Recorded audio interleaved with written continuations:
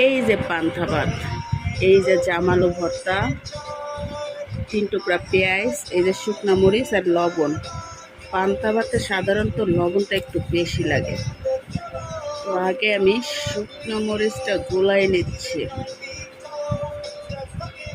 এরপরে ভাতটা আমি মাখিয়ে নেব।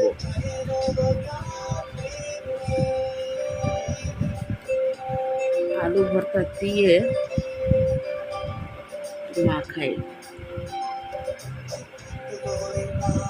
এই পান্তা ভাতটা খেতে আমার কাছে ভালোই লাগে মাঝে মধ্যে, বাট সবসময় না।